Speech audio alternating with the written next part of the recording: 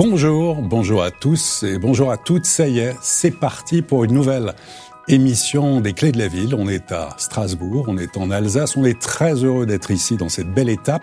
Et comme dans chaque édition, j'ai la chance d'avoir mon fidèle complice à mes côtés, Sylvain Lévy-Valency de Radio Imo. Mon cher Olivier, nous sommes ici à la Chambre des notaires. Nous sommes reçus par la présidente de la Chambre des notaires du Bas-Rhin, c'est Catherine Berthold qui nous fera le plaisir d'être avec nous tout à l'heure sur le plateau. On va parler avec elle d'ailleurs de l'immobilier ancien. Et c'est Jean-Philippe Jarnot qui sera avec nous tout à l'heure. Il est directeur général de la région Nord pour Nexity, notre fidèle partenaire. J'ai eu la chance déjà de l'interviewer au Palais des Festivals à Cannes. Il est avec nous. Bonjour Éric Janderovski. Vous êtes directeur de l'urbanisme et territoire de la ville et de l'Eurométropole de Strasbourg. Dans cette émission coproduite par Figaro Immobilier et Radio Imo, toujours le même principe. On vous propose un tour de France chaque mois dans une ville pour échanger, pour découvrir les acteurs du territoire et parler immobilier, parler urbanisme, parler architecture, mais aussi le patrimoine, comme le veut la tradition. Et pour se plonger au cœur de la métropole et au cœur de la ville de Strasbourg, on démarre par un film. Bonjour à tous et bienvenue à Strasbourg pour ce nouvel épisode des Clés de la Ville. Je suis ravi de vous accueillir dans cette ville qui conjugue patrimoine exceptionnel, institutions européennes et puis quartier en pleine transformation. Les Clés de la Ville, saison 6, épisode 4, c'est parti.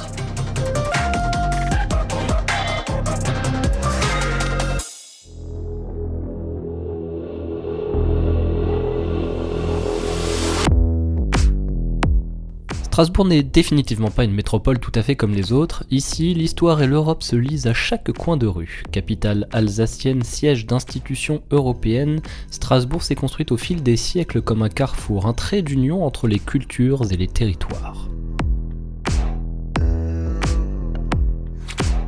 Monsieur Laplane, bonjour. Merci beaucoup de nous recevoir ici à Strasbourg. Alors justement, Strasbourg qui occupe une place particulière parmi les grandes villes françaises. Comment est-ce que vous définiriez, vous, l'identité et la singularité de Strasbourg à l'échelle nationale et européenne ? C'est que c'est une ville qui est européenne. D'abord parce qu'elle a une fonction de capitale. C'est une des 3 villes au monde qui est capitale d'une grande organisation internationale sans être capitale d'un État. Et en même temps, c'est une Europe très incarnée par la proximité du Rhin, la proximité de l'Allemagne. On peut dire que Strasbourg est une ville pas binationale, mais presque binationale, en tous les cas biculturelle. Aujourd'hui, Strasbourg poursuit sa transformation. À la fois métropole régionale dynamique et territoire transfrontalier ouvert sur le Rhin supérieur, elle s'inscrit dans un espace de vie et d'échange qui dépasse largement ses frontières administratives. Nous sommes non loin du quartier des Deux Rives, un ancien secteur portuaire devenu l'un des quartiers les plus dynamiques de Strasbourg.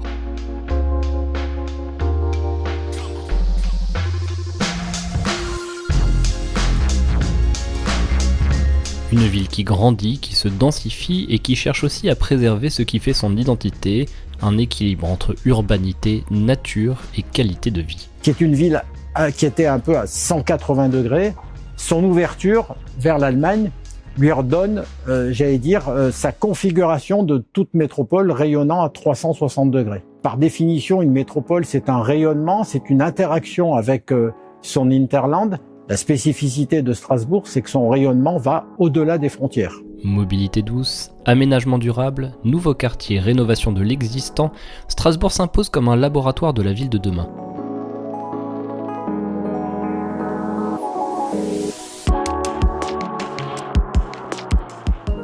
Impossible de parler de Strasbourg et de ne pas évoquer sa cathédrale. Chef-d'œuvre de l'art gothique, elle domine la ville et symbolise son rayonnement culturel depuis plus de 1000 ans.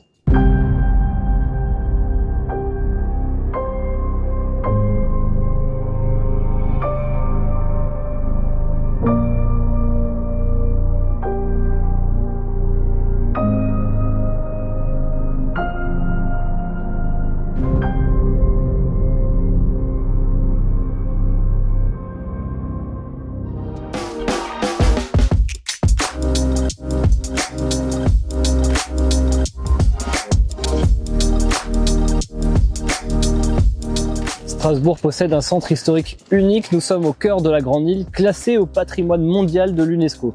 Ici, patrimoine médiéval, institutions et commerce cohabitent dans un équilibre remarquable. Alors comment Strasbourg prépare-t-elle son avenir? Comment conjugue-t-elle attractivité, innovation et exigence environnementale? Alors les priorités sont celles d'ailleurs de beaucoup de métropoles.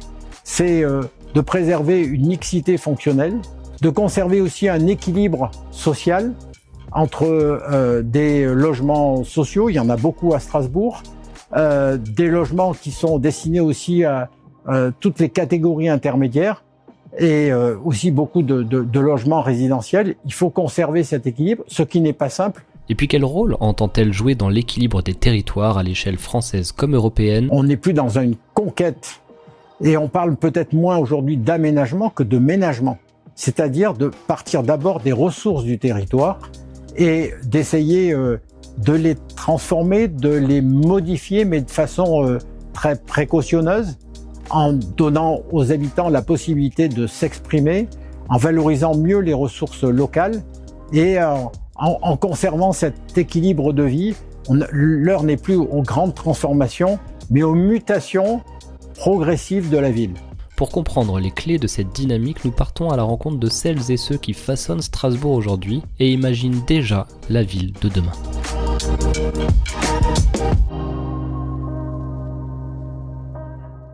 Vous l'avez vu, Strasbourg conjugue à merveille patrimoine d'exception, activité économique, rôle européen et puis qualité de vie résidentielle. Une ville au rayonnement international mais à taille humaine. Merci à tous d'avoir suivi ce reportage avec nous. Sylvain, Olivier, c'est à vous et moi je vous souhaite une belle édition. Eh bien, bravo. Bravo et l'on peut remercier évidemment Grégoire Daricot, producteur, et Alexandre Burkhardt pour la réalisation de ce magnifique film qui donne justement un petit peu l'état d'esprit. On parle aussi de laboratoire de la ville de demain. On va l'évoquer, toujours en compagnie de Sylvain Lévy-Valenti de Radio Imo et notre grand témoin, Éric Chandérowski. Très heureux de vous recevoir, Éric, directeur urbanisme et territoire à la ville et l'Eurométropole de Strasbourg. Avant de démarrer les premières questions, peut-être que vous inspire ce film? J'ai accueilli l'équipe à la gare lundi matin. Je suis assez, comment dire, le fait de voir qu'ils ont réussi en si peu de temps à fabriquer un portrait aussi synthétique. Alors évidemment, on voit quand ils ont tourné, il faisait pas très beau. On a toujours envie de présenter Strasbourg sous le meilleur jour avec de la lumière, du soleil. Donc oui, je trouve que c'est un portrait assez complet, mais c'est aussi grâce au portrait qu'a tracé Pierre Laplane de la ville, qui permet de bien éclairer également les grands enjeux que je partage. C'est vrai qu'on voit de plus en plus. On parle de plus en plus de Strasbourg. Pierre Laplane, d'ailleurs, disait précisément que Strasbourg est l'une des 3 villes au monde à avoir une espèce de parlement, des institutions internationales et européennes. C'est un vrai sujet important. Alors justement, Éric, et merci de vous prêter à l'exercice de ces questionnements, puisque Strasbourg, on peut le dire, souffre aussi parfois de son attractivité. C'est vrai que c'est une ville qui attire, qui est un carrefour géographique stratégique, bien évidemment, et qui est une ville en mouvement. Elle est souvent citée d'ailleurs comme une métropole qui est pionnière en matière d'urbanisme et de mobilité. Les travaux qui ont été faits sur le port pour se rapprocher du pont de Kiel, je crois que c'est la ville qui est de l'autre côté du pont en Allemagne. Aujourd'hui, comment vous décririez, à votre niveau, la phase dans laquelle on se trouve? Est-ce qu'on est à un point de bascule, un point d'arrêt? Dans quelle situation, on va dire, de la fabrique et de la transformation très forte qu'a subi ou qu'a vécu, selon les cas, Strasbourg? Et est-ce qu'on est dans une forme de logique encore aujourd'hui d'extension, de densification, de transformation de l'existant? Je sais que vous travaillez sur tous ces sujets, c'est un peu tout ça à la fois. Alors c'est pas exactement une question, mais comment vous analysez aujourd'hui le point d'arrêt sur lequel, puisque vous, historiquement, vous maîtrisez parfaitement le territoire, on en est où aujourd'hui? Bon. Moi, je suis urbaniste, donc je fais toujours des analyses sur le temps long. Le temps de la ville, de l'aménagement du territoire, ce sont des phénomènes qui s'inscrivent toujours sur des périodes très courtes, même si parfois on subit des cycles, et notamment en ce moment un cycle immobilier pas très favorable qui fait que là, on aurait voulu que des quartiers émergent plus rapidement qu'ils l'ont pu faire ces dernières années. Oui, effectivement, on est à un point de bascule. Moi, ce que j'ai bien aimé dans le reportage, c'est qu'à la fin, vous avez aussi montré des images de l'Alsace. Faut pas oublier que Strasbourg est une ville attractive dans une région attractive. C'est pas toujours le cas des métropoles. Et qu'il y a une espèce quand même de symbiose très forte entre Strasbourg et son territoire, qui fait que ce qui se passe dans l'un, ça interagit sur l'autre, et probablement sur un périmètre bien plus large que la métropole de Strasbourg. On est au cœur d'une aire urbaine d'1 million d'habitants. Donc en fait, moi ce que j'aime bien raconter, c'est que depuis maintenant une trentaine d'années, toute l'organisation, les projets qui ont été menés à Strasbourg, c'était en matière de mobilité, en matière d'urbanisme ou de développement économique, c'est comment on passe finalement d'une organisation territoriale d'une ville qui était une capitale régionale de 400 000 habitants à un cœur d'une aire urbaine d'1 million d'habitants. Et là, on change d'échelle, et c'est important. Et ce travail également aujourd'hui sur cette question du ménagement du territoire, de la frugalité, est devant nous. Voilà. Donc en fait, les ressources de la planète ne sont pas infinies. Celles de nos territoires sont aussi limitées. Et donc aujourd'hui, c'est ça probablement qu'on a fini par mesurer au bout de 20 ans de travaux et de documentation et de réflexion. Et on va évidemment l'évoquer avec notamment des grands projets comme les Deux Rives. Mais pour prolonger justement la question de Sylvain, ce qu'on voit dans les métropoles, ce qu'on voit dans les villes aussi, en faisant notre tour de France, faire vivre, et vous le dites très bien d'ailleurs, vous êtes sur du temps long, faire vivre le territoire, anticiper l'avenir, proposer une urbanisation réversible, construire autrement, anticiper en amont les changements d'usage, pouvoir transformer, par exemple, on en parle beaucoup, c'est pas la solution, c'est l'une des solutions, des bureaux vides en logements ou en locaux d'activité, selon l'évolution du bâtiment, penser à la mutualisation des espaces, les permis d'innover. Dans le domaine, est-ce que la ville de Strasbourg est très impliquée ou pas suffisamment ? Bon, comme cette question de la réversibilité de la ville, notamment pour avoir travaillé sur les grands ensembles et notamment aussi des grandes opérations immobilières constituées dans les années 70 ou l'urbanisme sur dalle ou des copropriétés complètement imbriquées qui nous empêchent d'agir après sur la transformation des villes. Je prends par exemple un petit centre commercial dans un quartier péricentral, l'Esplanade, où toutes les cellules commerciales ont été vendues à la découpe, qui fait qu'aujourd'hui, ce centre commercial qui va pas très bien nous oblige à déployer des trésors d'ingéniosité pour arriver à procéder à son renouvellement. Voilà. Parce que donc, c'est une copropriété. Exactement. Donc aujourd'hui, maintenant, dans la manière de faire la ville, cette question de la réversibilité, elle se joue aussi à cette capacité d'avoir des copropriétés évolutives et gérables dans le temps. Et notamment, ça pose la question de la taille des opérations. On a beaucoup critiqué les macro-lots qui devenaient des objets ingérables. Donc, et on voit, voilà, comment. Je pense que la ville, quand on fait le lien entre patrimoine, histoire urbaine et qu'est-ce qu'elle nous apprend sur la manière aussi de se transformer. Et voilà, donc cette ville ancienne, elle se transforme en permanence grâce à un élément très simple qui est la parcelle qui va pouvoir bouger et se transformer. Donc ça pose la question de l'échelle à laquelle on travaille nos villes. Et notamment quand le projet de Rives, dont on reparlera sûrement, a été retravaillé à partir de 2020, s'est posé la question de la taille des lots qu'on allait vendre et qui tombait bien parce que de toute façon on était dans une période où voilà les opérations avaient du mal à décoller à cause de leur trop grande taille. Donc ça c'est probablement moi cette question de l'innovation je la pose toujours aussi dans cette relation qu'est-ce que l'histoire nous apprend. C'est une nouvelle on peut le dire, enfin, le mot est un peu peut-être un télo, mais c'est une nouvelle forme d'anthropologie urbaine qui est en train de se redessiner avec des radicalités, puisqu'il y a des partis pris qui ont été pris finalement pour la planète, pour le territoire, qui est celui de maîtriser, voire même d'endiguer l'étalement urbain. Sauf qu'on se heurte au flux démographique et qu'il faudra bien un jour loger les gens. Et donc, c'est très dur lorsqu'on est politique ou même urbaniste de dire c'est quoi le défi ? Est-ce qu'il faut loger les gens au détriment de l'étalement urbain ? C'est parfois des injonctions antagoniques. Mais ce que je voulais vous dire, c'est que vous avez requalifié des quartiers, vous retravaillez la requalification des quartiers. Et aujourd'hui, on parle beaucoup de friches industrielles. Les travaux qui ont été faits sur le port, par exemple, c'est formidable, puisque c'est une zone de créativité, d'urbanité formidable, pour essayer de se rapprocher. Mais tout ça aussi a forcément des limites.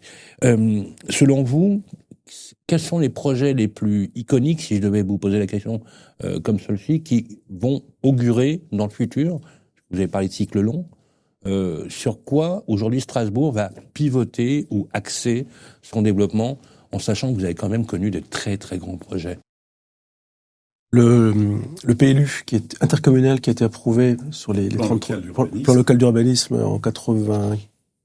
en 2015, fixe vraiment de contenir le développement dans l'enveloppe urbaine.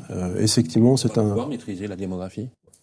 Oui, en acceptant une densification du tissu existant. Et là, c'est de la densification, c'est construire un peu plus là où il y a déjà eu de l'urbanisation et qu'on recycle. Donc ça peut être soit dans des anciens territoires économiques, avec cette question de comment aujourd'hui on accueille les emplois dans un territoire, sachant qu'aujourd'hui les gens sont mobiles aussi. Mais également, on a vu depuis maintenant une vingtaine d'années des grands territoires comme ceux de la rénovation urbaine, donc les grands ensembles des années 50-60, qui ont aussi offert un gisement de foncier, de potentiel foncier, qui, sans dégrader l'environnement, a permis pratiquement d'offrir 1000 logements sur un territoire. Comment on va faire ? On va plus haut ? On va plus haut. Est-ce qu'on construit ? Ouais. Quand on voit le magnifique outil architectural, c'est un écrin. Ici, on est rue des Juifs, qui est une rue emblématique, qui est magnifique, qui est superbe. On voit pas ici la capacité à surélever, par exemple, les immeubles. Il y a un caractère patrimonial. J'aimerais pas être urbaniste en ce moment, mais ça se fait quand même. Non, parce qu'il y a un défi. Comment on fait ? Je sais que le parti pris. Moi, déjà, je pense qu'il nécessairement faut monter plus haut. Non. Est-ce qu'il faut mettre dans le plus petit ? Ça pose la question du besoin. Voilà. Ouais. Aujourd'hui, est-ce que les besoins dimensionnés sont toujours est-ce qu'on a toujours besoin de plus construire pour répondre aux besoins ?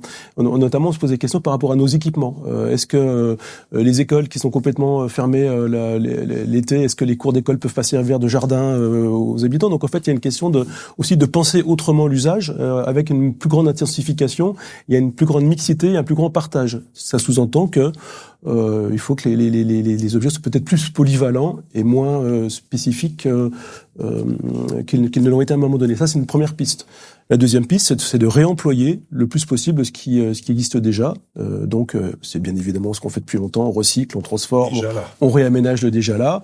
Un gros travail sur la surélévation du bâti qui montre que c'est très compliqué, que ça va pas forcément générer. Ça coûte cher, au bout du compte. Donc, par contre, il faut pas lâcher, il faut continuer à réfléchir à ça. Personnellement, non. Je crois plutôt aux grandes foncières qui sont propriétaires qui peuvent travailler plus simplement. Voilà, je pense qu'une copropriété, c'est déjà. Bloque pour vous ? C'est qu'il y a une copropriété. Oui, la copropriété, c'est déjà. Il y aura toujours quelqu'un qui est pas d'accord. J'ai jamais vu quelqu'un qui était pas d'accord dans une copro. Donc. Et puis après, il y a quand même économiquement, on s'est rendu compte que sur les expérimentations qu'on a fait, on produit des mètres carrés beaucoup plus chers. Oui. Et puis des volumes d'opérations très marginaux. Donc c'est-à-dire que ça ne peut se faire que dans des endroits à forte valeur ajoutée, notamment les centres. Voilà. Donc ça, c'est un premier sujet. Mais évidemment, construire plus haut pour pouvoir aussi libérer plus de terrain au sol. Et donc, paradoxalement, on va revenir à l'urbanisme des années 60 qui proposait d'avoir des grands ensembles et du verre au pied pour que la ville respire. Donc en fait, faut également reconsidérer cet urbanisme-là avec beaucoup plus d'indulgence qu'on l'a fait, mais qui pose aussi la question de la qualité des logements. Il faut juste souhaiter que le vide d'ordures soit dans la non mais vous avez raison, c'est intéressant parce que tout n'était pas jeté dans l'urbanisme triomphant des années 60, on est d'accord là-dessus. Olivier Marin. Alors oui, juste on s'arrête quand même quelques instants sur un projet très spectaculaire qui s'appelle le projet des Deux Rives. Projet urbain, 4 quartiers. Donc à Strasbourg, on est entre le parc de la Citadelle et l'Allemagne, sur près de 74 hectares, autour d'un tramway transfrontalier, aménagement de plusieurs quartiers, vous allez nous expliquer.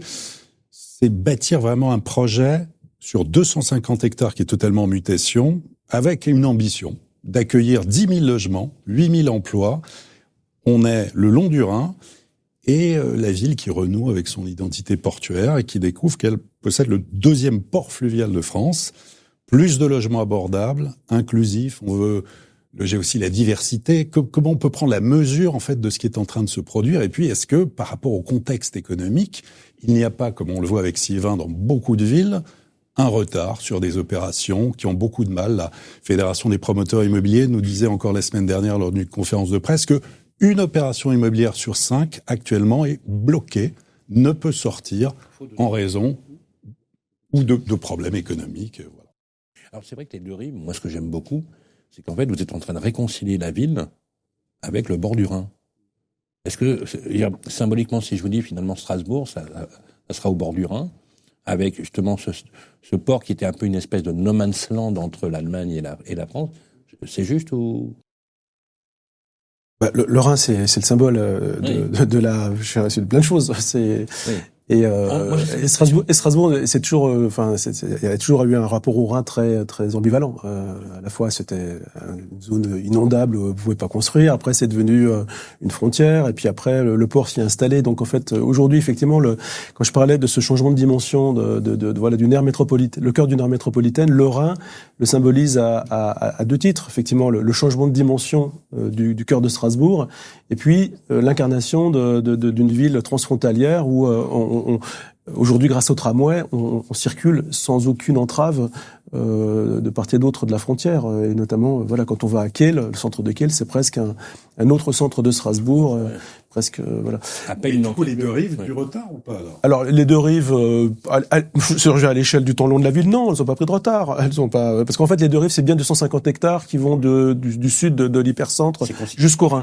La ZAC des deux rives est une partie des deux rives. Et donc cette opération qui a été engagée il y a une vingtaine d'années avec le secteur de la place de l'Étoile, aujourd'hui, effectivement, prend un peu de retard parce que les programmes qu'on aurait pensé livrer en 2026 sont en cours de construction. Mais suite à la crise immobilière, qui s'est abrégée en 2022. Mais je dirais, à l'échelle de la ville, c'est pas très grave. C'est plus embêtant, sur la tension que ça peut créer sur le marché du logement pendant ces périodes-là. Ce sont des opérations bien acceptées par les habitants. Alors, je vous donne un exemple sur la partie front de Neudorf, toute celle qui est entre l'hypercentre de Strasbourg et puis le quartier de Neudorf, qui est une bande étroite de 300 mètres de large. Sur les 15 dernières années, on n'a eu aucun recours sur aucun permis de construire. Aucun. Et le programme qui a été le plus discuté, c'est un immeuble de bureau qui s'est fabriqué sur un terrain de sport qui était le long de la route du Rhin. Parce que vous avez travaillé la concertation. Oui. Il y a eu un partage d'informations très étroit avec la population, les administrés qui ont effectivement émis. Et d'ailleurs, vous les avez écoutés, puisqu'il y a beaucoup de choses dont vous avez tenu compte pour justement l'évolution de ces projets. Et j'insiste sur cette question de ce rapport entre également innovation et modification de la silhouette de Strasbourg. C'est dans le projet des rives qu'on a reconstruit les premières tours dans la ville qui avaient été tellement décriées suite à des mauvaises réalisations dans les années 50. Mais oui. Éric Chandérowski, on observe de plus en plus une façon des modes d'habiter qui évoluent. Et c'est intéressant parce que ces modes d'habiter évoluent en même temps que la société évolue. Cette nouvelle anthropologie urbaine dont je parlais tout à l'heure, le télétravail, la recherche de mobilité douce, mais aussi de nature, d'une proximité, bref, de l'air, de l'espace et du verre. Comment Strasbourg et son aire urbaine s'adaptent à ces nouveaux usages et surtout comment on évite, quand on est urbaniste, ce déséquilibre entre un cœur de ville très convergent, parce que très attractif, bien évidemment, et les quartiers périphériques des nouvelles centralités sur l'Eurométropole. Il y a une chose que j'ai découvert dans votre ville, c'est cette proximité avec la nature absolument incroyable. C'est-à-dire que comme si on avait l'impression qu'il n'y avait pas de périphérie, que dès qu'on sort de la ville, on est quasiment à la campagne. Alors Strasbourg a une géographie très favorable qui lui offre des zones de contact immédiates avec des forêts magnifiques à moins de 3 km du centre-ville. On a aussi développé un réseau de pistes cyclables et donc aussi une topographie relativement plate qui fait que le vélo est un outil assez quotidien de déplacement. C'est aussi une des villes marchables les plus importantes de France. Donc ce rapport finalement à l'espace public, au jardin, à la nature est très fort. Et puis effectivement, c'est une zone plus dense que beaucoup d'autres agglomérations par son histoire et par les contraintes également de zones inondables qui ont empêché d'aller s'étaler sur des territoires qui sont restés préservés en cœur de ville. Ça, c'est très important. Et ces questions de nature en ville vont être essentielles pour pouvoir passer des étés un peu dans des conditions supportables dans les prochaines années, et notamment cette offre de qualité de service. La densité est au cœur des questions un peu sous-jacentes.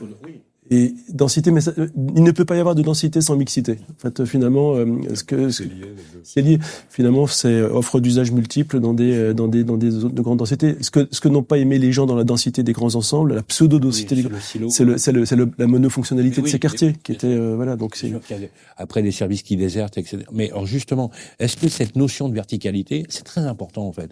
Est-ce qu'on va aller on n'ira pas plus haut en centre-ville?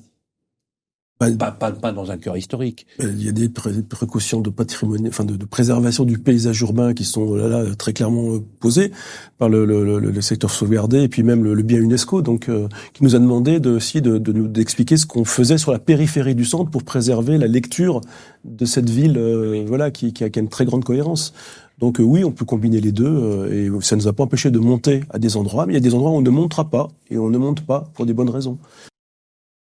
Eh bien, Éric Chandérowski, merci beaucoup. Voilà, c'est la fin de la première séquence. On va continuer à explorer l'immobilier, l'urbanisme à Strasbourg. On va parler d'immobilier ancien avec la séquence des notaires. Parlons bien. À tout de suite. Les clés de la ville. Parlons bien avec le Conseil supérieur du notariat.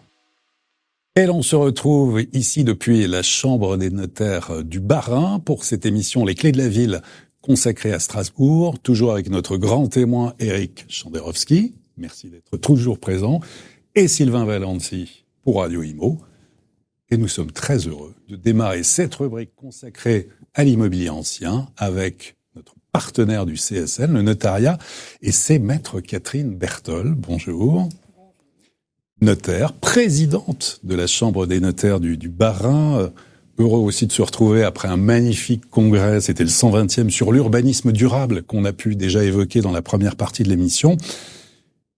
Catherine, bien sûr, pour démarrer, pour ceux qui ne connaissent pas Strasbourg, et est-ce qu'il y a eu un regain d'intérêt, une reprise, comme on a pu le voir dans certaines villes, des transactions, l'évolution des prix, comment se porte le marché immobilier à Strasbourg ? Il se porte comme dans un certain nombre de villes actuellement. On peut dire qu'on est en environnement de sortie de crise de l'immobilier. On retrouve des niveaux alors peut-être pas les niveaux de volume de transactions, un peu les prix, mais on sort d'une fenêtre de la tourmente qui a duré 2 ans pour retrouver un volume et des prix, en fait. Alors, c'est-à-dire, typiquement, on l'a vu au niveau national, on est à plus 11% au niveau des transactions sur un an. À Strasbourg, sur une année, qu'est-ce que ça a dit ? Alors, on fait un peu mieux, d'ailleurs, là, sur la dernière année, puisqu'on fait plus 15%, en fait, et plus... Mal. Oui, c'est pas mal, effectivement, mais je crois qu'on a aussi plus chuté auparavant et de façon significative, donc on rattrape un peu la plus forte baisse. On s'en réjouit parce que c'est vrai que ça a généré une inquiétude chez nos confrères, chez nos clients également, puisque Strasbourg, comme on l'a dit dans la première partie de l'émission, est une ville en zone tendue, donc on a du mal à se loger, à devenir propriétaire aussi. Et à l'occasion de cette émission, j'ai pu constater que Strasbourg est une ville dont la population est à 70% locataire. Qui est énorme. Alors, c'est énorme. C'est dû à quoi, ça ? Alors, je pense que, mais je parle sous le contrôle d'Éric Chandérowski, il y a un déploiement aussi de l'habitat en accession à la propriété en première périphérie de Strasbourg, puisque comme il a été dit précédemment, il y a peu de maisons à Strasbourg, donc les familles sont sorties un peu de la ville. Je pense aussi qu'il y a beaucoup d'acteurs du logement social, en fait, qui sont fortement propriétaires et fort heureusement d'ailleurs animent ce réseau locatif. Et après, ce qu'on sait peu, c'est que Strasbourg, c'est une ville de contraste. Il y a certes des catégories sociales privilégiées, mais il y a aussi un fort taux de pauvreté. Donc, on l'évoquait tout à l'heure avec Pierre Laplane, on est proche du taux de pauvreté de la ville de Marseille. Et donc, on a 26%, je crois, de population sous un certain seuil de pauvreté. Du coup, ça ne permet pas le meilleur climat d'accession à la propriété. Un mot, maître, justement, sur l'évolution des prix. Où en est-on ? Quel est le prix médian ici à Strasbourg ? Alors, le prix médian à Strasbourg est actuellement à 3 380 €. Donc ça, c'est prix médian. Sur Strasbourg intramuros, on est à 3 060 € sur l'Eurométropole de Strasbourg. Aussi avec de fortes disparités selon les quartiers. Selon les quartiers. Ça, c'est également un des éléments de contraste. C'est qu'on peut avoir en intramuros, dans les quartiers résidentiels ou qualitatifs, des prix à 5 500, 6 000 euros du mètre carré, et être à Haute-Pierre ou à l'Elzo ou dans d'autres quartiers plus prioritaires à 1 800, 2 000 euros du mètre carré. Est-ce qu'on peut se loger facilement à Strasbourg ? Eh bien non. C'est bien notre drame, et c'est pour ça que, pour reprendre les propos de Sylvain, il faut construire, il faut reprendre le chemin de la densification. Il est difficile de se loger. Nos partenaires bailleurs sociaux font beaucoup pour cela, mais il faut aussi que l'investisseur locatif revienne sur le marché. Il faut que l'accédant à la propriété trouve à se loger à des prix mesurés. Il faut qu'on sorte de cette ornière actuelle, en fait. Y a-t-il un phénomène, comme on peut le voir aussi dans beaucoup de grandes villes, et évidemment à Paris, où il y a à peu près 5 000 locations, 15 000 biens à la vente, et puis 53 000 logements proposés sur Airbnb. Est-ce qu'il y a le même phénomène ici à Strasbourg sur la location touristique saisonnière, au détriment en fait des habitants, peut-être des étudiants? Il y a clairement ce phénomène également, même s'il a été fortement enrayé par une réglementation beaucoup plus contraignante, là, et notamment en octobre 2025, un changement de la réglementation, mais il y a un certain nombre de biens qui ont quand même été largement dédiés à cette activité. C'est vrai que c'est un levier qu'il faudra réussir à mobiliser pour faire revenir des logements. La fiscalité un peu plus contraignante actuellement sur le loueur en meublé professionnel devrait faire revenir des logements. En tout cas, on l'espère. Alors, il y a un régime d'exception, il me semble, toujours à Strasbourg. Oui. C'est le libre foncier. Oui, ça c'est un régime de publicité foncière. La publicité foncière. Donc, est-ce que le système Strasbourg, qui est une particularité, une exception, est différent finalement du reste de la métropole? Cette publicité foncière qui, je vais être chauvine, est particulièrement efficace et que nous souhaitons conserver bien sûr, n'a pas à mon sens d'impact sur le marché ni logement ni propriétaire, mais en revanche la particularité de Strasbourg, et on ne la mesure pas, c'est l'impact du plan de sauvegarde et de mise en valeur. Voilà, qui dans un centre historique qui est déjà contraint par son architecture, l'extension la récente en 2023 du plan de sauvegarde a forcément des effets sur le foncier. Cet héritage, justement, c'était un héritage de l'histoire. Hein. Oui. Évidemment qu'on appelait ça aussi les régimes concordataires, qui permettaient d'avoir des spécificités, mais également sur le plan, par exemple, des mutuelles de la santé, de la santé publique, etc. Et c'est très intéressant, parce qu'on voit que l'urbanité s'est construite également sur cette identité-là, qui est Strasbourg, qui est une identité multiple. Vous avez dit tout à l'heure que Strasbourg était une des villes les plus pauvres de France, finalement, où à concentrer la pauvreté, c'est un drame absolu. Hein. Le 31e rapport de la Fondation pour le logement des défavorisés, anciennement Abbé Pierre, est absolument sans appel, et la phénoménologie de la dégradation de la dignité dans l'habitat s'est considérablement dégradée, notamment avec un phénomène qui est celui des enfants de moins de 5 ans qui se trouvent à la rue, et à Paris ils sont 2900.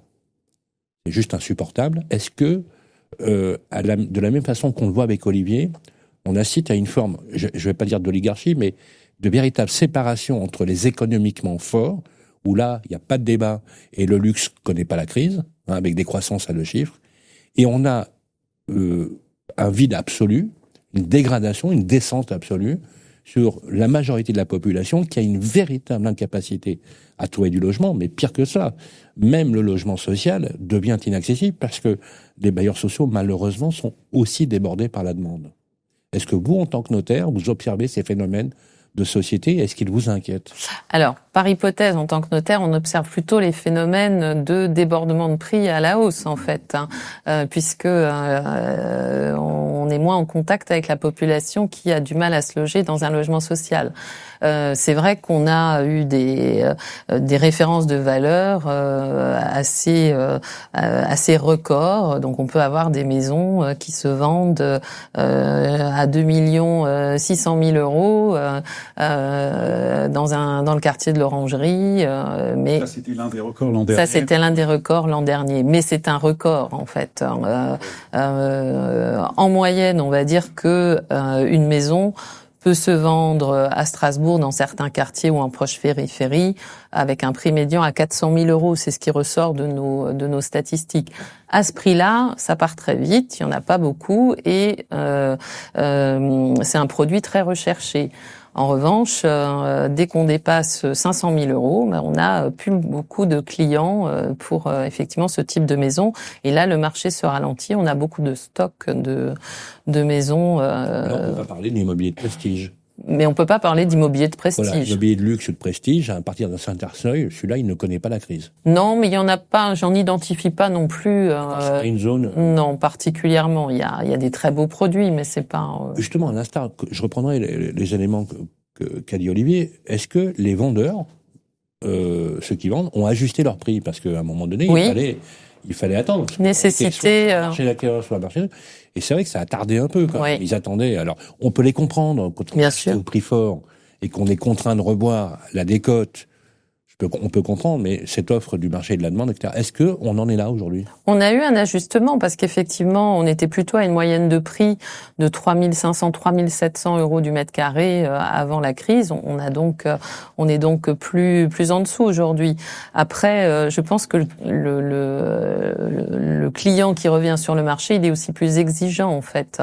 On tient beaucoup plus compte de la performance énergétique, des qualités d'un immeuble, du montant des charges de copropriété. Il y a quand même un sujet aujourd'hui aussi dans un budget de famille qui veut se loger. Il faut des charges maîtrisées. On parlait tout à l'heure aussi du quartier de l'Esplanade. À l'Esplanade, par exemple, il y a des grands ensembles qui redeviennent très attractifs parce que le prix au mètre carré est tout à fait correct et aussi parce que ces grands ensembles ont opéré toute une opération de rénovation énergétique.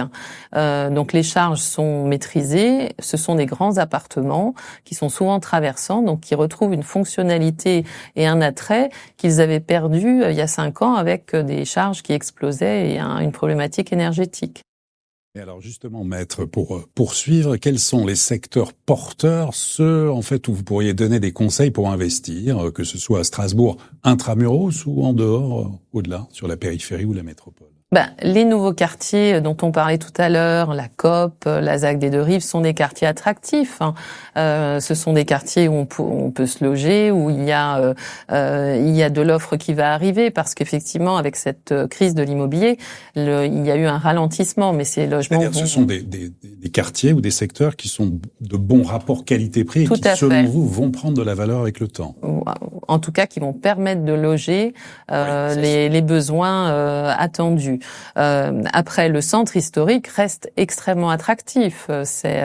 Mais dans le centre historique, on retrouve la contrainte du plan de sauvegarde et de mise en valeur, le PSMV, qui, depuis 2023, donc, a été renforcé et étendu à d'autres quartiers.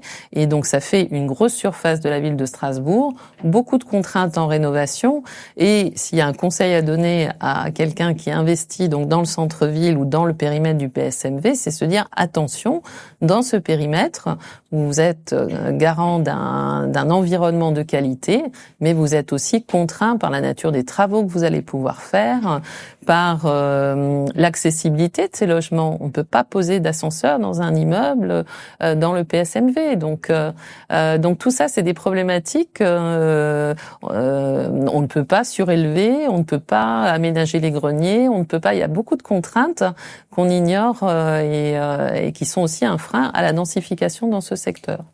On poursuit peut-être avec c'est l'enjeu dont on parlait d'ailleurs avec Eric. la particularité patrimoniale, traditionnelle, mais aussi de la politique. Et puis on peut le comprendre. Puis il faut le conserver, bien évidemment. Il n'y a pas de doute. Mais c'est vrai que c'est pas simple quand on voit l'attractivité, parce que vous avez cette particularité, Maître, également, d'avoir une ville qui est très attractive, qui attire beaucoup de monde. Qui est à 1h45 de Paris, très bien desservie. Une position géostratégique en Europe qui est exceptionnelle, faut le dire. Tout à fait. Et donc, et un temps, contrairement à ce qu'on peut imaginer, qui est beaucoup plus clément que l'image que l'on peut en avoir. Tout à fait. Il pleut très peu à Strasbourg. Il pleut très. Voilà, je dis ça, mais je dis rien. Voilà, tout à fait. Allez, dernière question qu'on pose régulièrement et sous forme aussi de conseils pratiques. En quoi faut-il être particulièrement attentif aujourd'hui quand on souhaite vendre ou acheter un bien immobilier à Strasbourg? Vous l'avez déjà un petit peu évoqué, mais en allant plus loin. Moi, je pense que aujourd'hui, pour bien vendre et dans de bons délais, il faut préparer un bon dossier. Il faut documenter son dossier. Si on est dans un appartement, il faut renseigner son acquéreur sur les enjeux, la planification de travaux dans la copropriété. La performance énergétique est importante. On est dans une région où on consomme de l'énergie, donc aujourd'hui les programmations, les plans de travaux sont quand même les carnets d'entretien sont des aides à la prise de décision. Il faut s'appuyer sur ces documents.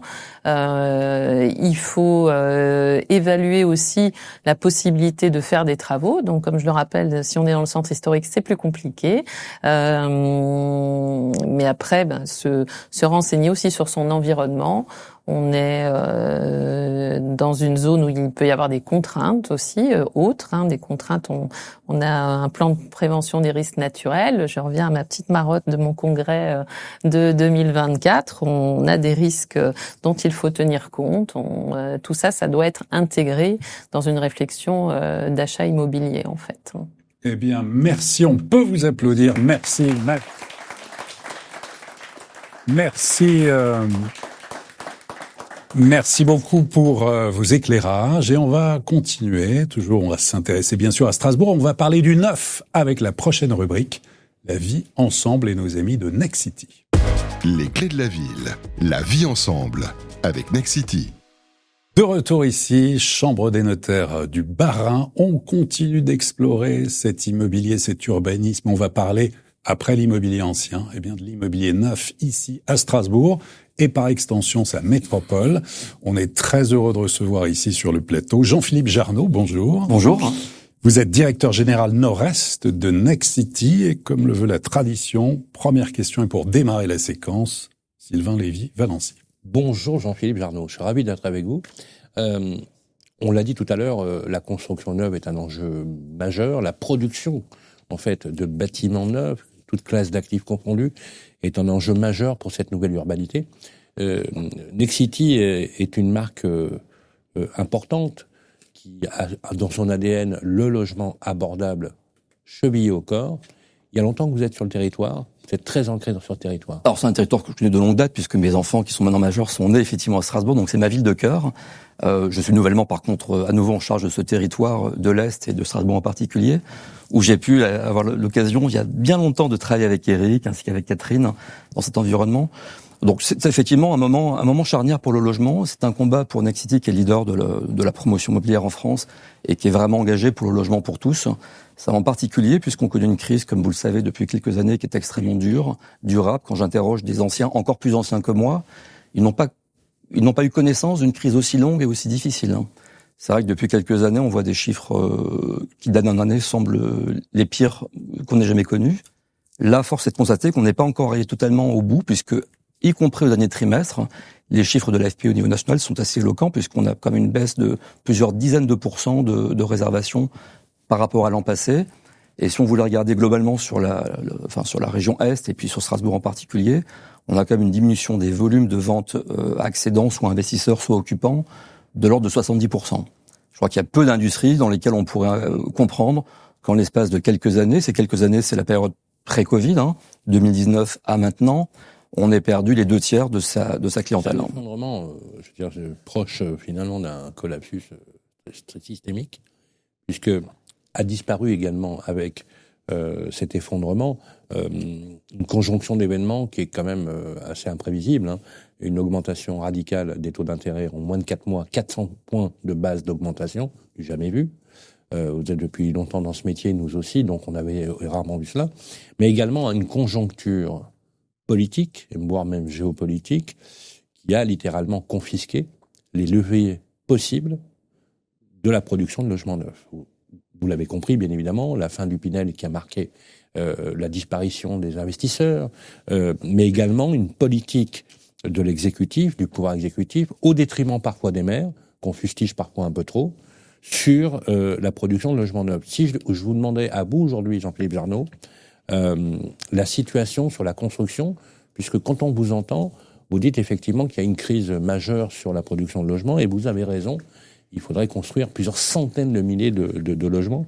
L'année 2025 a été marquée par le plus bas niveau jamais connu depuis 1958. Comment on résout cette équation et à quoi vous l'attribuez aujourd'hui? Est-ce que, par exemple, quand vous avez lu, comme tout le monde, le plan de relance de Vincent Jeanbrun, avec la mise en œuvre d'un plan d'amortissement, qu'on voit qu'on essaye, si on peut, que notre cher président de la République essaie de redonner un peu de levier aux maires, aujourd'hui, quelle photographie vous faites par rapport à ça? Alors d'abord, l'immobilier, c'est un temps long, comme ça a été souligné. Alors l'urbanité est encore un temps plus long. Par contre, l'immobilier est un temps long. Donc c'est vrai qu'en fait, cet écosystème qui a été constitué pendant des années, en fait, qui fonctionnait très bien, parce que moi, je suis très fier des opérations qu'on a faites il y a 20 ans, parce que je les ai visitées, elles sont toujours occupées, elles sont en bon état, elles sont pérennes.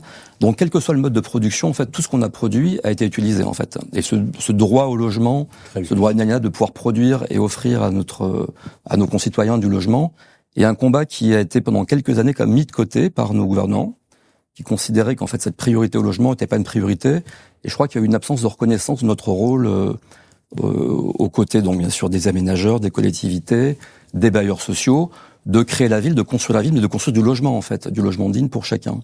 Donc ça a été un peu mis de côté. Alors, il faut souligner d'abord les bonnes dispositions qui ont été prises dernièrement. Alors, il faut être très positif, hein, ce qui est mis en place est un excellent début. Il faut revoir les effets, par contre, avec le temps. Ce qui est sûr, c'est quand on casse une machine qui a mis des années à se construire, et quand je parle des années, c'est en 20 ans, on avait créé un écosystème entre l'ensemble des acteurs de l'acte de construire, architecture, urbanistes, entreprises, bureaux d'études, quelque chose qui fonctionnait très bien. Là, en l'occurrence, c'est comme un secteur qui a perdu beaucoup d'emplois, qui porte des emplois non délocalisables, une production locale. Il faudra comme des années pour reconstituer, même s'il y a une volonté politique, des années pour reconstituer ce vivier de talents qui ont contribué à construire. Écoutez, on considère qu'un cycle de production, c'est de l'ordre de 3 ans. Donc même si les effets produisaient leurs effets immédiatement, on n'en verrait pas les effets avant les 3 prochaines années. Ça n'est jamais aussi rapide que ça. D'abord, le dispositif dont on parlait est un dispositif intéressant. Il faudra l'expliquer, trouver, qu'on appelle le Jeanbrun du nom de son ministre. Il faudra l'expliquer, il faudra le vendre. Il faudra qu'on ait également les produits qui correspondent à ce que veulent nos clients, parce que le vrai combat, c'est de construire ce qui trouve preneur, en fait, ce que veulent nos clients. Donc, il y a eu ce débat pendant assez longtemps sur des logements familiaux très grands. Moi, je constate qu'à la fois les membres de l'USH, donc les bailleurs sociaux et les entreprises de l'AFPI, donc les promoteurs immobiliers, trouvent qu'aujourd'hui, construire des grands logements qui n'ont pas de clientèle, que ce soit pour du locatif ou pour de l'accession, n'a pas trop de sens.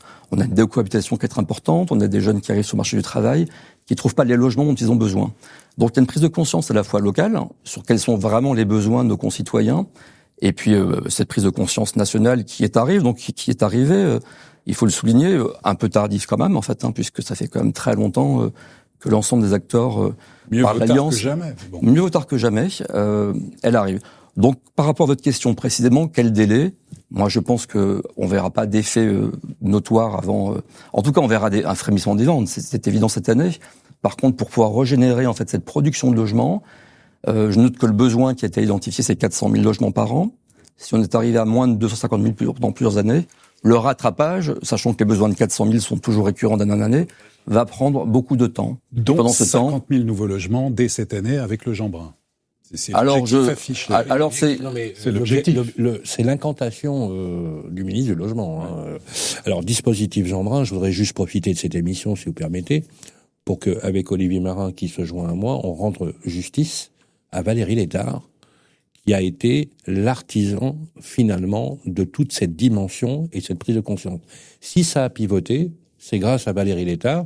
C'est très bien que Vincent Jeanbrun, avec son énergie, s'est mis dans les rails de ce qui avait déjà été construit, mais rendons justice à Valérie Létard. Je dis ça comme ça. Alors, justement, je rentrais dans les chiffres. Sur moins 7% sur un an de nombre de logements mis en chantier sur l'Eurométropole de Strasbourg, qui compte environ 518 000 habitants sur l'INSEE 2022, 275 000 logements effectivement à l'INSEE 2022, avec plus de 80% en collectif. En fait, le besoin, il est là. La nécessité est là. Il y a un truc qui tourne pas rond par rapport à la production. À quoi on peut l'attribuer, Jean-Philippe Jarnaud ? Ces effets conjoncturels, en fait, de dire qu'à la fois... Est-ce que c'est les maires, par exemple ? Alors, c'est très dur de fustiger. En fait, c'est un ensemble de dispositions, un effet de crise, qui sont d'ailleurs parfois géopolitiques internationaux. En fait, c'est des problématiques qui sont nombreuses. Moi, je note qu'il y a des pays où le taux d'inflation et l'augmentation des crédits a augmenté très fortement. En Pologne, avec une augmentation des taux de crédit de l'ordre de 10%. Donc, en passant de 1% à 10%, n'a pas freiné pour autant la construction de logements parce qu'il y a une forme de libéralisation du logement. C'est vrai, quand on empile les contraintes, et elles sont nombreuses, et elles sont nécessaires, quand on parle de plans de sauvegarde des secteurs protégés, quand on parle d'innovation qui permettent de pouvoir... inflation normative. C'est évident que la France est connue. Oui, la France est connue pour produire effectivement. C'est très vertueux. Alors, il faut pas être le trop bon élève qui vient à contraindre complètement en fait une politique. J'ai le sentiment qu'on veut libéraliser. Alors, le gouvernement parle effectivement de mesures qui permettent de pouvoir assouplir les conditions d'obtention de permis de construire. C'est quelque chose qui doit être une prise de conscience globale. Moi, je note qu'effectivement, elle est prise au niveau gouvernemental. Je note également qu'au niveau local, en fait, l'ensemble des élus de France, on s'est rendu compte qu'ils prennent conscience du besoin de leurs concitoyens. Et je crois que ce thème du logement est devenu un thème central dans les élections, y compris locales. C'est très important et c'est cette conjonction, en fait, de prise de conscience qui permettra d'y répondre. Je voudrais juste vous rappeler qu'il y a un sondage d'Odoxa Nexity qui a été diffusé il y a quelques semaines, qui parle du mal logement des jeunes. Aujourd'hui, les 25-34 ans, en fait, pour plus de 70% d'entre eux, considèrent qu'ils ont plus de difficultés de se loger que leurs aînés, que leurs parents. Ah, c'est très clair. Et ils accèdent à la propriété de plus en plus tard. Et qui renoncent. Et qui renoncent avec ce sentiment de déclassement, qui renoncent à des projets de vie, à des créations de famille, à des naissances, qui renoncent également à des prises d'emploi, parce que s'il n'y a pas de logement, il n'y a pas d'emploi. Et donc, toute cette prise de conscience, je pense que pendant longtemps, un maire bâtisseur était, on dit entre guillemets, un maire bâtisseur, maire battu. Je crois qu'aujourd'hui, ça va être plutôt le contraire. En tout cas, ce que je comprends de la lecture des différents sondages montre que l'ensemble des collectivités prennent conscience que s'il y a vraiment un problème de logement, qui est un droit fondamental, il y aura un problème également d'acceptabilité des politiques publiques. Ce que vous dites a un écho particulier. On parlait du 31e rapport de la Fondation pour le logement des défavorisés. Ce que vous dites, vous parlez d'or, parce que effectivement, il y a une nécessité. Alors, je regardais avec vous, je voudrais qu'on rentre un peu plus dans le sujet technique, si je peux m'exprimer ainsi, pour donner à nos auditeurs des chiffres, parce que c'est intéressant d'acheter dans le neuf. C'est vraiment intéressant à tout point de vue. Sobriété foncière, énergétique, impact énergétique ultra maîtrisé, et avec, j'allais dire, des règles d'urbanisme aujourd'hui, qui fait qu'aujourd'hui, on construit vraiment du beau, du sain, du digne, avec aujourd'hui un alignement finalement entre la puissance publique qui vous impose effectivement des normes, mais également un soin esthétique au choix de l'habitat. Je voudrais regarder, quel est le prix moyen du mètre carré si je veux me loger, par exemple, prix moyen Eurométropole de Strasbourg. Alors c'est assez fluctuant, mais disons qu'entre 4800 dans le neuf, entre 4800 et 5000 euros. Voilà, alors pour un droit qui est le prix moyen, par contre, il est exact qu'aujourd'hui, le combat, en fait, des promoteurs, et c'est le combat de Nexity en priorité, c'est de construire, en fait, du logement accessible.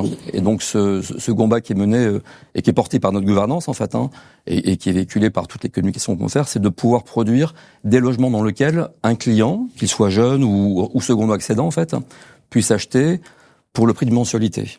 Et d'un loyer, quoi. Voilà, que la mensualité qu'il payerait effectivement pour rembourser un crédit correspond à son loyer. Donc c'est vraiment le combat qui est le combat de Nexity, c'est d'offrir un logement pour tous et pour les jeunes en particulier. L'achat, en fait, de ce que l'on peut acheter, être en capacité d'acheter. Donc, d'ailleurs, vous avez décliné une offre, effectivement, avec des partenariats bancaires, comme le Crédit Lyonnais, dans lequel, en fait, vous optimisez, vous dopez, effectivement, en abondant la possibilité en abondant. Ce qui est très intéressant dans votre démarche, et je vous encourage, les amis, à y aller, c'est que votre mécanisme extrêmement ingénieux a permis également de solvabiliser des foyers qui n'avaient pas l'apport nécessaire, par exemple, pour accéder à la propriété. Ça marche tellement bien que nos premiers clients cette année, l'année 2025, sont des clients qui sont primo-accédants et qui ont donc bénéficié de cette capacité de pouvoir se loger, devenir propriétaire pour le prix d'un loyer. C'est vrai que le prêt à taux zéro.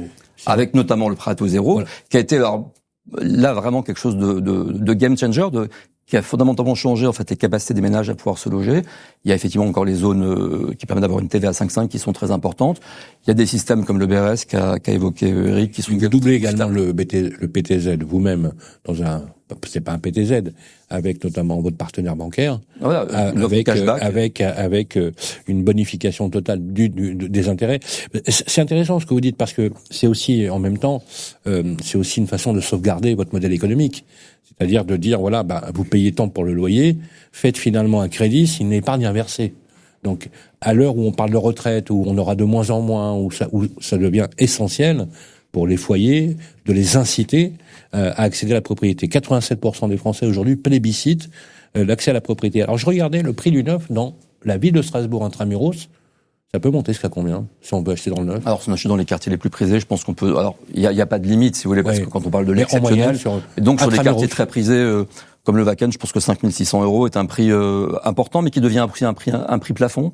Oui. C'est-à-dire qu'à un moment donné, en fait, même si les biens correspondent à la valeur en fait de cette construction, qui peut être très exemplaire, néanmoins il y a une fenêtre de tir dans laquelle en fait on n'a plus la capacité de pouvoir trouver le client qui se finance, à moins d'avoir un appartement exceptionnel. Donc il faut se contraindre, et je crois que cette problématique de dire on arrive au plafond qu'on ne peut pas dépasser, et en empilant ces contraintes environnementales, ces contraintes d'urbanisme, de nombre de parkings, etc., fait que c'est devenu très compliqué, et c'est la raison pour laquelle les ventes se sont effondrées. C'est qu'on arrive à un moment où les marges neuves sont trop faibles. Quand vous nous dites 5 500 € ou 5 600 € au plafond, nous qui sommes parisiens avec Olivier, ça nous fait rêver un peu parce que on est complètement perturbé par les prix, par les prix parisiens. Et effectivement, il faut aussi intégrer. Oui, Eric Chandérovski. En contrepoint, ce prix n'a de sens que si on donne ce qu'on peut accéder dans les zones à 5,5 en périphérie des QPV, qui sont là les meilleurs 5,5 de TVA. C'est là qu'on fait les meilleures affaires, parce que là on est largement à moins de 3 000, on est à 2 700. Et c'est très intéressant ce que vous dites, parce que, et d'ailleurs, Jean-Philippe, vous le dites souvent d'ailleurs dans vos différentes interventions, c'est que les prix, les frais de mutation, les droits de mutation sont réduits, que effectivement il y a une charge réduite, que quand vous faites le règlement de copropriété, on est sur une maîtrise totale des charges, et notamment de l'impact énergétique, puisqu'il y a une grande sobriété.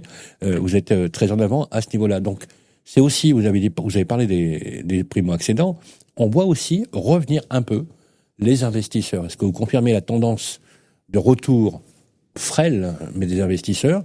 Et moi, j'ai envie de vous poser la question, si je suis investisseur, que puis-je espérer en taux de rentabilité si j'investis dans le neuf? Avec le Jeanbrun? Avec le Jeanbrun, alors les calculs qu'on fait avec le Jeanbrun, le LMNP, avec le Jeanbrun. Tout dispositif confondu, ça veut dire que j'aimerais, si vous avez les éléments, nous donner par exemple le prix au mètre carré à la location dans le neuf, et éventuellement un taux de rentabilité qui permettrait de faire un placement cohérent. Alors pour l'instant, on peut pas du tout dire ça, puisque l'année 2025 a été une année où la diminution par rapport à l'année 2024, qui était la fin du dispositif Pinel, qui s'est vraiment en biseau terminé en fin d'année, elle s'est effondrée de 50%. Là où le marché de l'investissement, qui était un des moteurs en fait de l'immobilier, puisque quand on crée des logements pour accession, avec une partie de servitude sociale, avec donc des logements vendus à bailleurs sociaux et puis une partie pour des investisseurs, c'est vrai que les investisseurs en fait profitant d'un système qui a malheureusement en fait toujours vécu en tout cas depuis très longtemps, d'autant qu'on le connaisse. Quand on le supprime, forcément on a un effondrement. Donc 50% de diminution sur ce secteur en une année, on arrive à un niveau de 10 000 logements pour l'année 2025, à comparer aux 60 000, d'où le chiffre de 50 000 logements que vous me disiez qui pourraient être à terme. Alors c'est pas si simple que ça, mais c'est l'objectif en tout cas, qu'effectivement cette clientèle on puisse la conquérir avec les arguments qui sont de cet amortissement qu'il faut expliquer à nos clients. Tout ça est très bénéfique. Et un engagement de 9 ans pour la location minimum, 9 ans avec des plafonds pour le social, très social ou intermédiaire aussi. Mais ça, c'est quelque chose qui a toujours été accepté. Ça fait partie, en fait, de la règle du jeu. Bien sûr. Si on bénéficie d'un avantage fiscal, il faut aussi qu'on soit un acteur social de la ville, et qu'on puisse, du coup, pouvoir proposer des logements pour tous. Donc l'objectif, c'est effectivement qu'on retrouve ce volant. Alors, est-ce que ça sera compris rapidement ? Il faut toujours beaucoup de temps, en fait, pour pouvoir expliquer et redonner envie d'investir. C'est vrai qu'il y a eu un peu de l'immobilier bashing pendant quelques années, en considérant que cette valeur de rente n'était pas non plus dans la Startup Nation le produit qui permettait de faire vivre l'économie. Je crois qu'on est tous ici à le regretter parce qu'on est citoyens et puis on a tous des enfants qu'on aurait du mal à loger, des amis qui trouvent des difficultés à trouver un appartement qui leur conviennent malgré des revenus satisfaisants. Ça a vraiment changé depuis ce discours à Rosny-sous-Bois par notre Premier ministre qui a considéré qu'effectivement, on avait sans doute fait fausse route et que le logement redevenait une priorité. Entre la déclaration d'intention et la réalité, il faudra être patient, il faudra convaincre. Mais c'est un bon signal. Exactement, prenons-le très positivement. Alors justement, vous entrez vraiment dans le vif du sujet par rapport à la mixité aussi, au ciblage des opérations. Notamment, j'ai regardé ce que vous faisiez de manière un peu emblématique. On aime bien avec Olivier avoir quelques opérations emblématiques qui permettent d'illustrer également et d'incarner l'ADN que vous représentez. C'est notamment la résidence étudiante de la rue Jeanne Marais. Alors, 85 studios, dont 8 en colocation dans un seul bâtiment. En fait, est-ce que finalement cette résidence pour les étudiants, parce que vous êtes très axé effectivement sur le logement des étudiants, mais également sur le principe des résidences dites gérées, on voit que ça prend une dimension importante. Voilà, parlez-nous de ce projet, parce qu'il a une particularité, c'est vraiment de réunir une véritable pensée autour du besoin de l'usage de ces jeunes étudiants, que ce soit sur de la location, de la colocation, et aussi des espaces qui ont été construits. D'abord, c'est possible grâce au fait que Nexity est à la fois un promoteur et un exploitant par sa filiale Sudea. Donc, on crée du sur-mesure dès le départ pour les besoins. Alors, en l'occurrence, là, on parle des étudiants et on crée du sur-mesure pour leurs besoins. Et il a noté pour cette résidence, en l'occurrence, on a tout à fait innové puisque cette résidence étudiante comporte également une partie, en fait, dite sociale, en colocation, et qu'on propose donc la même résidence, du logement social donc pour étudiants, qui a donc un loyer beaucoup plus modéré que du libre, avec tous les services qui vont avec. On l'a visité il y a quelques semaines et on s'est rendu compte que 6 mois après la livraison, elle est remplie. Les adolescents, les étudiants sont heureux.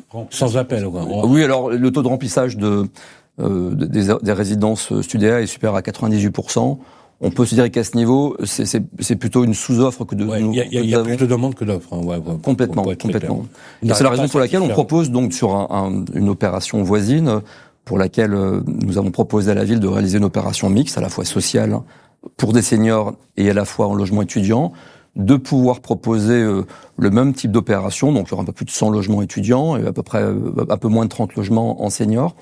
Et pour cette opération, on va encore plus innover, c'est qu'on va proposer en fait de pouvoir mettre en œuvre un dispositif qui permettra l'évolutivité des logements, c'est-à-dire de pouvoir transformer l'usage, comme le disait Eric, quand il le faudra, quand il y aura moins de logements pour étudiants, moins de besoins de logements pour étudiants, mais plus de besoins de logements pour seniors, de transformer en fait ces logements. C'est le projet Connexion, à côté du projet Connexion. Exactement, ça sera notre... Alors c'est un projet... C'est le partenariat avec Arkea Flex, je crois. Exactement, donc c'est un projet Flex qui permet de proposer, donc à terme, je comprends que la volonté... d'une ville, d'une collectivité, ça soit de se dire on se projette non pas dans les 5 prochaines années, mais dans les 50 prochaines années. Le fait de pouvoir proposer un produit évolutif est extrêmement important, donc modulaire, évolutif, flexible. En plus, c'est le premier partenariat que vous nouez avec Arkea Flex, tout à fait. Qui a inventé, entre guillemets, ce concept de réversibilité de l'habitat. Je trouve ça extrêmement intéressant, parce que, pour tout vous dire, j'étais plutôt sceptique sur l'idée de la réversibilité, et j'ai été voir des opérations, c'est bluffant. C'est séduit, mais convaincu. Il y a que toujours dans l'usage et dans l'idée de la réversibilité, mais le juge de paix, ça reste toujours le prix, l'exploitation, bien évidemment. Vous êtes également sur les seniors très axés, parce que ce qui est très intéressant dans la façon dont Nexity aujourd'hui se positionne, à la fois sur le plan sociétal, c'est que très sensible au logement des étudiants, mais également très sensible aux personnes qui arrivent dans le 2e ou 3e âge, pour pouvoir leur proposer un habitat adapté. C'est une vraie logique que vous avez. Ah oui, je crois que la volonté de Nexity, c'est vraiment de couvrir l'ensemble en fait des besoins de nos concitoyens. Donc depuis leurs études jusqu'à des moments plus tardifs. Donc on a toute une gamme en fait de logements qui couvrent en fait le parcours résidentiel de chacun, qui permettent de pouvoir être locataire en logement étudiant, puis devenir sans doute très très tôt jeune propriétaire de son premier logement, de pouvoir évoluer. et ensuite de proposer des résidences intergénérationnelles où on peut à la fois faire cohabiter des jeunes et des seniors. Puis ensuite, effectivement, il y a toute une série de types d'opérations qui ont été réalisées d'ailleurs dans la région Alsace, qui permettent de loger nos seniors, nos aînés, dans des conditions de qualité d'immobilier et de services absolument hors du commun. Merci beaucoup. Merci. Jarno, on peut applaudir. Voilà. Il est arrivé le moment qu'on aime le moins, c'est celui de conclure. Eh oui, la conclusion va passer aussi au remerciement, mais comme le veut la tradition, le mot de la fin, grand témoin de cette émission, Eric Chandérowski.